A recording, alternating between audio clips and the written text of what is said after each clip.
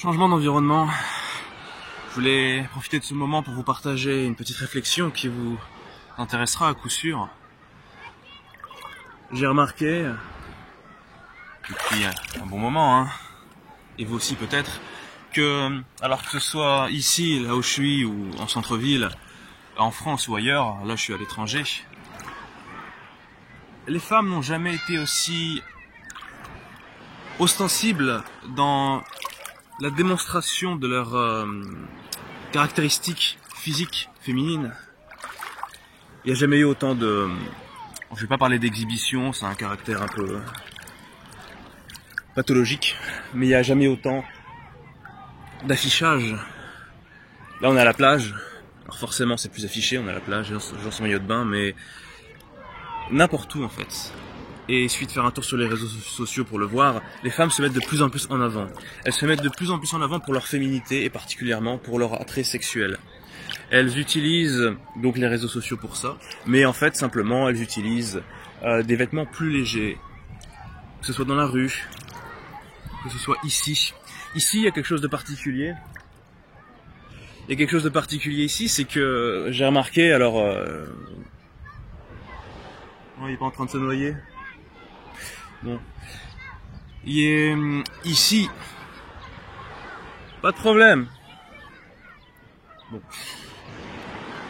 Il y a une particularité, on me dira peut-être que je sors d'un autre âge, mais j'avais jamais remarqué, mais les filles, les jeunes, qui ont une vingtaine d'années, mettent des strings de bain. C'est donc, j'ai pas besoin de vous expliquer ce que c'est. En fait, je savais pas que ça existait ces choses-là. Je viens de le découvrir aujourd'hui. Alors, je vais pas souvent à la plage, c'est vrai. Ça doit faire plusieurs années, je pense que ça fait 3 ans que je suis pas allé à la plage. Et bon, je le vois ici. Oui. Je le vois ici, mais ça doit exister en France, j'imagine. Et ça, toutes ces choses en fait qu'on voit, donc vous allez sur les réseaux sociaux, les Instagram, TikTok et compagnie, vous voyez ce qui se passe aujourd'hui où les femmes sont de plus en plus dénudées, mettent de plus en plus en avant leurs attraits féminins. Et ben en fait, moi je me suis dit que avec tout ce qu'il y a eu dernièrement, ces dernières années, ces dernières dizaines d'années sur l'émancipation ou pseudo-émancipation comme on veut de la femme dans la société, qui devrait lui permettre normalement de ne plus être seulement un objet sexuel, vu par l'homme, mais de pouvoir s'extraire de cette condition-là et d'être enfin elle-même. Eh bien, depuis qu'il y a eu cette libération, en fait, les femmes n'ont jamais fait autant d'efforts pour être des objets sexuels. Elles concentrent un maximum leurs efforts pour essayer de plaire physiquement aux hommes. Et ça, c'est la vitrine qui est partout. Et on voit aussi dans toutes les publicités qui sont faites, c'est pas nouveau, à la télévision, dans les affichages, dans les rues. Je pourrais mettre énormément d'illustrations, on le voit partout, mais normalement, si vous sortez dans la rue de temps en temps, vous le voyez, j'ai pas besoin de tellement d'illustrer la chose. Alors c'est intéressant parce que ça voudrait dire que libération serait synonyme de sexualisation, mais en fait sexualisation par la femme, par elle-même. Il n'y a pas besoin que l'homme le fasse, elle le fait elle-même. Et certainement qu'elle le fait parce qu'en fait elle est comme ça. Elle est probablement génétiquement codée pour mettre en avant ces caractéristiques-là simplement parce que ça fait partie de l'évolution. Bon, si elle ne se met pas en avant sexuellement, elle ne sera pas attirante pour les hommes. Si elle n'est pas attirante pour les hommes n'iront pas la féconder. Si elle n'est pas fécondée, elle n'aura pas d'enfants, pas de descendance, pas de gènes qui peuvent perdurer. Bon, c'est le début de la fin de l'humanité en fait. Donc nécessairement la femme doit se mettre en avant.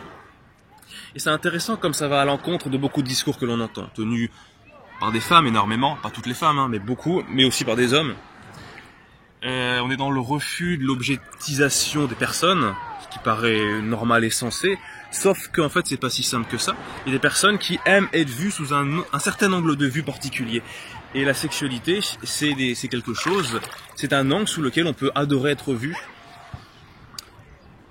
Et énormément de femmes, des jeunes en particulier, c'est normal, en période de fécondité, eh bien, aiment être vus de cette manière-là.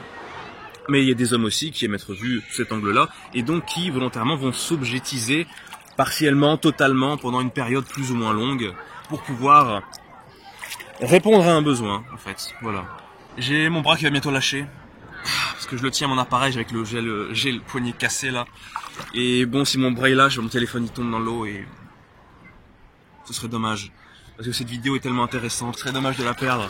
Voilà, je pense que ce que je dis doit résonner avec ce que vous avez déjà pu voir. Alors, pu voir en tout cas maintenant après, quand je parle de femmes qui se sexualisent elles-mêmes ou qui ont des comportements qui les font passer pour des objets sexuels et que c'est volontaire de leur part. Je dis pas ça comme une insulte, on peut le voir comme on veut, mais en tout cas, ça me paraît assez objectif de constater ça. Alors, j'ai fait un bref aperçu de la chose, hein. Il y a plein de causes différentes que les causes psycho-évolutionnistes et qui mènent à ces comportements-là. Parce qu'en fait, de quoi je parle? En fait, je parle d'une espèce de paradoxe aussi, là. C'est-à-dire que la femme, elle veut s'extraire de sa situation, elle veut être de plus en plus indépendante, et elle est certainement beaucoup plus indépendante aujourd'hui qu'elle l'était il y a 50, 70 ans. Mais en même temps, il y a toujours un paradoxe là-dedans. Et chez la femme, on retrouve beaucoup de paradoxes, je trouve. Ce qui n'est pas forcément une critique, parce que les paradoxes, on peut être paradoxal, mais cohérent en même temps. Il y a des logiques dans les paradoxes. Parce qu'en fait, la vie est faite de plein de paradoxes. Et là, on en a un fort, parce que elle va refuser justement cette idée de la réduire à une chose sexuelle, mais en même temps, elle va beaucoup se comporter, et de plus en plus aujourd'hui, de cette manière-là. Et donc ça peut laisser à réfléchir sur qu'est-ce qui se passe lorsqu'on libère, entre guillemets, la femme, quel comportement elle va adopter. Et parmi tous ceux qu'elle va adopter, peut-être qu'elle adopte celui-là, en tout cas c'est ce que je constate. S'il y a d'autres raisons particulières qui vont donner l'idée à la femme de se comporter ainsi, je serais très curieux de les entendre. Et ce paradoxe, il se retrouve par exemple, vous avez tous vu aussi certainement, vous savez, ces femmes qui mettent des décolletés très plongeants et qui, vous les voyez, elles passent leur temps à remonter à droite à gauche leur soutien-gorge, pour leur maillot, leur haut, pour éviter justement que ça soit trop plongeant. Donc en fait, elles sont poussées, et moi je dis elles sont poussées par leur génétique, il y a un aspect social aussi derrière qui fait que les autres le font, elles veulent le faire aussi, elles sont poussées à s'exhiber, au sens, on va dire, populaire, mais pas psychiatrisant, pas médical, à s'exhiber, à se montrer pour être attirante. Mais en même temps, attention, faut pas trop faire quand même. Quelques autres exemples, c'est assez facile à trouver en fait. J'étais tout à l'heure en centre-ville et j'ai vu quand même pas mal de filles qui avaient, cette fois on parle plus du haut mais du bas, qui avaient des shorts qui étaient extrêmement courts, qui remontaient très haut et qui laissaient apparaître, vous l'avez sans doute vu aussi déjà, une partie des fesses. Et cette partie des fesses apparente finalement, elle doit, respecter certaines normes, une norme sociale, c'est-à-dire qu'il doit y avoir une certaine partie, une certaine superficie fessière qu'on peut laisser apparaître, on estime qu'elle est raisonnable, pour convenir socialement, que ce soit acceptable, et aussi pour pouvoir exciter suffisamment les hommes. Mais s'il y a 1 centimètre ou 2 en trop, là ça commence à devenir vulgaire et c'est mal vu. Alors c'est normal de ne pas vouloir être mal vu, bien sûr, par les personnes autour de nous. Et donc, elles sont en train de se restreindre sur un comportement qu'elles veulent pourtant mettre en avant. Je vais mettre en avant parce que ça plaît aux hommes, parce que je suis attirante, parce que je vais expliquer pourquoi, génétiquement, biologiquement.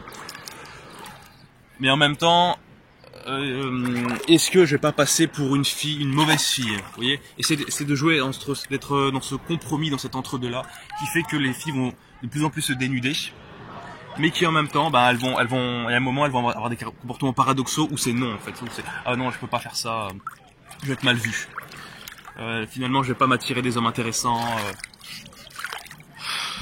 Il y a ça, il y a aussi, je m'étais demandé en fait pendant un certain temps, pourquoi les filles elles mettent des collants comme ça pendant l'hiver, elles doivent vraiment avoir très froid. Et je pense que la réflexion elle est un peu la même, ça va dans le même sens de ce que j'ai déjà dit. Et pour revenir aussi sur les maillots de bain là qui laissent apparaître les fesses dont j'ai parlé, en fait on les voit aussi même, j'ai noté, c'est sur des filles plus jeunes, c'est-à-dire qu'il y a des filles qui devaient avoir à peine une quinzaine d'années, je pense, qu'il y avait déjà ce genre de choses. Certainement que c'est lié avec simplement l'apparition de la puberté. Une fois que la puberté est là, les besoins qui s'y rapportent apparaissent aussi, et donc les comportements s'en suivent. Donc elles ont les mêmes que celles de filles qui sont un peu plus âgées, qui ont 18, 20, 25 ans. Voilà. Et ce qui est intéressant en fait, ce qui est vraiment étrange, curieux, intéressant je trouve, c'est que on a cet affichage qui est de plus en plus fréquent, donc des parties à connotation sexuelle ou parasexuelle chez la femme, cette mise en avant de plus en plus fréquente, qui est, alors ici où je suis, en France, enfin, dans les sociétés en général, de plus en plus d'endroits, et en même temps, on peut regarder qu'il y a en fait une diminution des pratiques sexuelles dans la population en général, déjà en France, mais dans d'autres pays aussi, énormément comme les États-Unis. Et donc, ce qu'il y a, c'est qu'en fait, il y a 10 ans, les gens avaient des rapports sexuels plus fréquents qu'aujourd'hui. Il y a 20 ans, c'était encore plus fréquent, etc. Et c'est intéressant parce qu'on pourrait croire, alors, corrélation n'implique pas nécessairement cause à effet, évidemment, mais en tout cas, il y a corrélation entre cet affichage à se montrer de plus en plus sous un angle sexuel et en même temps une diminution des pratiques sexuelles. Est-ce que on ne serait pas dans un nouveau paradoxe là encore? C'est une question intéressante, je trouve. Quelqu'un? Bon. La libération sexuelle a été présentée comme quelque chose qui devait logiquement apporter une sexualité plus épanouie, mais aussi plus libérée. On pourrait s'imaginer qu'elle va être donc plus fréquente, il y a moins de restrictions, on est moins dans la privation, dans la castration. Mais ces rapports sexuels en fait diminuent de plus en plus, et particulièrement, c'est ça qui est le plus intéressant encore, c'est qu'ils diminuent chez les jeunes justement, chez les personnes entre 18, on peut même partir de 15, mais disons 18, 25, 28 ans. Donc justement, chez ces personnes qui, en tout cas dans la moitié de la population de ces personnes, qui sont des femmes, eh bien qui vont être de plus en plus dans l'affichage de leur sexualité. On affiche de plus en plus, et plus on affiche, moins on fait. Voilà les gars, et les filles. Voilà la réflexion du jour. Bon, je vais couper la vidéo avant que... Ah ouais, ça fait du bien de tenir le bras comme ça.